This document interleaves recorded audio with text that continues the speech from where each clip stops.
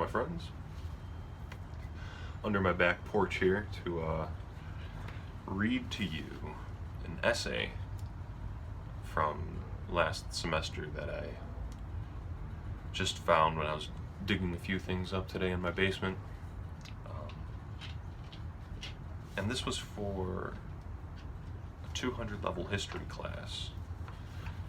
And the assignment was to write a response to the social changes and political and economic changes that occurred during the Industrial Revolution, and to pick one of three sides essentially that they gave us. A liberal side in the sense of the 19th century classical liberal, or the conservative side, or a socialist side. And I chose the conservative side. And the funny thing about this paper is I got a B+ on it, an 89%, but I didn't include a single citation. And he even says that in the end. He says, "Very sharp and well argued. You did, however, manage to construct this eloquent argument without any reference to the readings. And these were crucial to this exercise."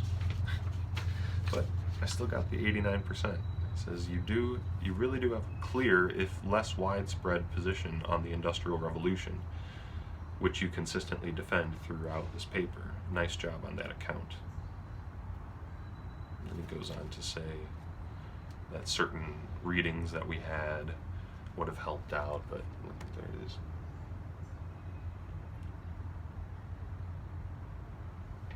So, I think that's funny, and I think you come to whatever conclusion you want about that, what that says about college, what that says about the quality that professors are expecting, or anything like that. Or maybe it just shows how great my argument was, but I thought that was interesting. But enough preamble, here's the essay. A conservative reaction to the Industrial Revolution. In this essay, I attempt to understand a conservative's possible perspective on the Industrial Revolution in general, so I try to encapsulate the big picture in what follows. Since the start of the Industrial Revolution, people all across the world have been gradually drawn away from their primary food source, but also from many other kinds of sources. Before this momentous event, the vast majority of families in Europe lived agrarian lifestyles, directly or indirectly involved in producing or supporting the production of food. But by the end, the situation would be reversed. Now we live in a society where most people are completely cut off from that source, dependent upon strangers running agricultural corporations to ship food to their local supermarket to survive. But food is not the only source, by which I mean life-sustaining or generating thing. That's what I mean by the word source in this essay. So food was not the only source severed from us by the Industrial Revolution. During the processes of urbanization and industrialization, men and women were separated from each other, and children separated from parents. People in general were separated from their natural environments and corralled into increasingly filthy and polluted cities, and all of this was done without their consultation, without their votes. The wealthy elites of their society, aristocrats, merchants, industrialists alike, made these choices for everyone else because they were really the only ones to benefit from it. And not only was industrialism and urban development a cancer upon a once rich landscape of a place like England, sucking dry the place of every commonly held forest, field, river, and every other resource that used to sustain life for the local population, but it has spread its countless proboscis out across the world to suck other people and lands dry as well. The care for and cultivation of land as a means for survival was the source of a virtuous and healthy life for the vast majority of families in Europe prior to the Industrial Revolution. This source of wealth and virtue was not reserved solely for the upper class, but was also attainable for the lower classes, and most people lived in rural areas tending strips of land that were in their families for generations. This instilled within them the sense that they could rely on and expect performance from themselves alone. And yet, survival in this way is not a solitary project. The family and the community were concepts with real meaning to them because the effects were tangible and evident to the senses. A good family, which cooperated and functioned harmoniously, would fare better working on the farm than a discordant family. The same applies to rural communities at large and to social relations within them. Factories and workhouses tore husbands apart from wives and children from families, with each being assigned different atomized tasks around the facility. In a certain sense, it made families somewhat obsolete. Families were once necessary nuclei in the process of sustaining life on the land, but with industrialization, that nucleus shifted to the workhouse, and for the first time, different demographics could be separated. For the first time, different demographics could be separated and brought into conflict with one another as distinct entities with different interests. The separation of children from their parents was another effect of this process, and the result was the separation of children from the people who are most personally invested in their upbringing, their parents. From this point forward, the state and the wealthy parties in control over it were made responsible for the education of the young.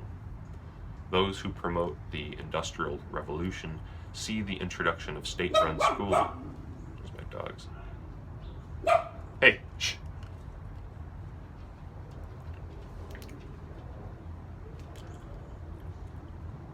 From this point forward, the state and the wealthy parties in control over it were made responsible for the education of the young. Those who promote, I already said all that.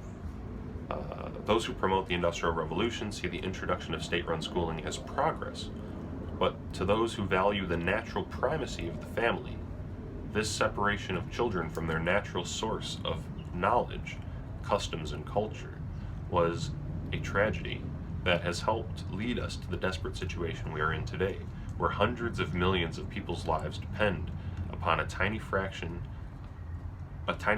who are in charge of things like agricultural and shipping corporations.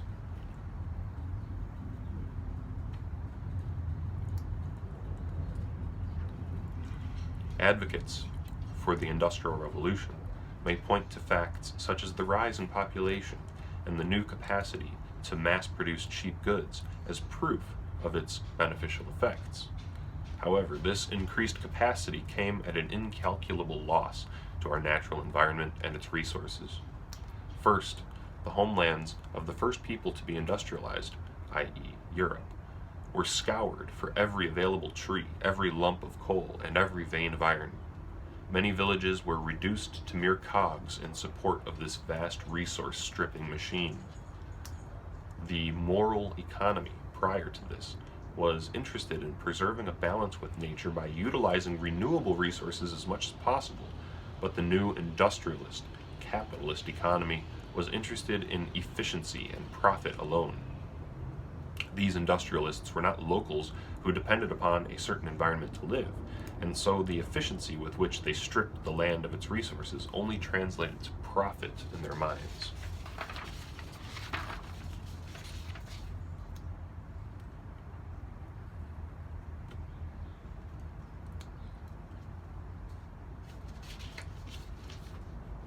What all of this efficiency made possible and inevitable was the need to spread out and find new untouched lands to be strip mined for all it had to offer. This exponential growth could only be sustained by grabbing up new land, and the capability for mass manufacturing produced the means to sustain itself. the mass manufacture of weapons, bombs, transport, and of course, dependent human beings who would be willing to go off and fight in endless wars overseas was what made imperialism and colonialism possible. The European people are often seen as responsible and blamed for those actions of colonialism and imperialism, dominating native peoples across the world, ruining their ancient traditional ways of life, stealing all of their resources, and leaving their countries poor and polluted. But really, the commoners, the local commoners of Europe, were the first victims in the world of just such a thing. They did not choose this completely new way of living. It was forced upon them by their greedy rulers and wealthy international interests that had no interest whatsoever in preserving the renewable resources and way of life in Europe. And without plundering the wealth of Europe and creating a vast dependent class of apartmented workers, the rest of the world may have never suffered under imperial or colonial rule.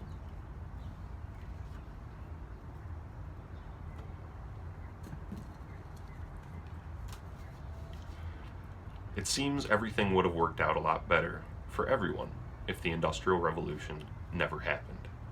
Except, of course, the wealthy industrialists, the 1% as they are called today. Even if we consider the worst case scenario and imagine that giving up the Industrial Revolution means giving up all the technology that was developed since then, it would still be better because at least the family wouldn't be bereft of its natural significance, and the majority of people wouldn't be dependent for their survival upon strangers who don't really care about them personally. And the natural richness and beauty of Europe would still be around, and there wouldn't have been worldwide imperialism, colonialism, oppression, and slavery that only fattened the unscrupulous industrial elites. And I'd trade central air conditioning or cheap automobiles for that world any day. So that was my conservative reaction to the Industrial Revolution. Thank you for watching.